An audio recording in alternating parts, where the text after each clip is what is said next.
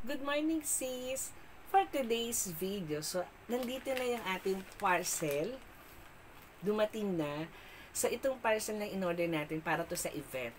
This coming Saturday na. So mga bago ko munang buksan tong ating parcel, story time muna tayo. Last year, gusto ko talaga sumali dito. So nung pumunta kami sa mall malapit dito sa amin, out of stock na. Although, sold out na kagad yung items. So, this year, around 12:30 midnight, nakita ko sa newsfeed na available na. Kasi pre-order to mga kasise. So, pag wala siya dun, walang available, ibig sabihin, hindi ka makasali. So, parang talagang abang-abang talaga ang peg ng lola nyo. So, that times, 12:30 midnight, ang available lang is small. So, wala nang other size na available. So, hindi kagad ako umorder. Umorder ako ng kinabukasan ng alas 6 ng umaga. Nagising ako. Chinek ko kagad. So, may available na small at may available na large.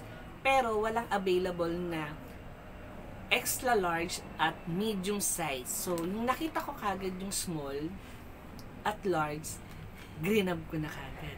Kaysa bang walan ako. Kaya mga kasis, buksan natin para mapakita ko siya sa inyo. So, ayun na. And then mga kasis sa lahat ng event na sinalihan ko, ito lang yung mura ang shipping fee. Ang shipping fee niya is parang 60 pesos o 61 pesos. O, pero yung item is 1,000. So, bali dalawa kami. So, bali 2,000. 60 lang yung binayaran ko. Pero sa ibang event kasi mga kasis, mahal. Mahal yung shipping. Minsan nag-range siya ng 180 to 200 pag Metro Manila. Plus, meron pang processing fee na 150. May mga ganon kasing akong binabayaran sa event. Pero this time, ito yung pinakamurang shipping fee na binayaran ko. Kaya mga kasis, buksan na natin.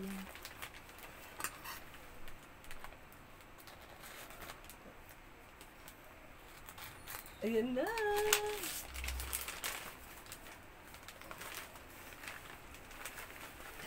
Ay. Ayan. May pa-love letter. And then, so, ayan. So, mga kasis, so, itong event na sinalihan namin. So, itong Pet Express. Ayan. So, last year talaga gusto kong sumali dito. Pero na out of stock talaga. And then, wala nang pre-order. So, walang available. So, hindi kami naka-join ng aking mga fur babies. Pero this time, talagang join na kami kasi dumating na yung aming susuotin. So, ito naman ay small size. So, para mapakita ko siya sa inyo. Ayan. Kasi mga kasis, malapit na. This Saturday na yun. So, ito naman small size is para sa pinsan ko. So, bali, dalawa kasing dogs yung niregister namin. So, yan. Ang ganda.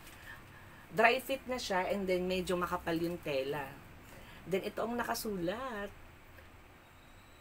Pet Express Doggy Run 2025. Sana kung nakasali kami last year, so meron na kaming 24. So 25 na ngayon. So ito na. And then syempre hindi mawawala dyan yung bandana ng aking mga bulilit. So ito na. Ang ganda. Oo. Ang ganda. Ayan. Siyempre, yung sa akin is large. Oh, para sigurado ko sa sizes kasi. So, large kagad yung pinili ko. And then, doon mga kasi may category. So, may 1.5, parang may 1.5, parang may 3 kilometers. And then, parang tatlong category yun eh.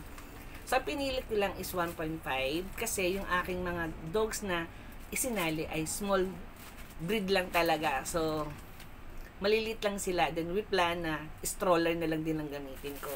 So, ito na. And then, ito na yung pa-love letter. Buksan na natin.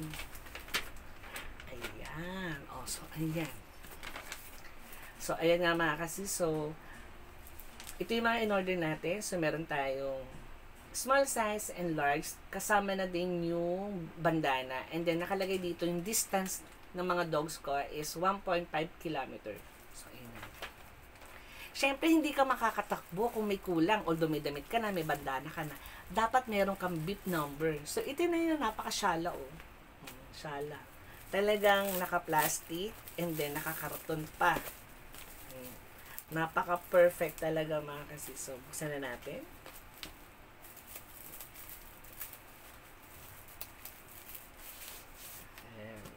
Parang graduation, di ba? Parang ito yung diploma. So, buksan na natin. Ito ay 0637.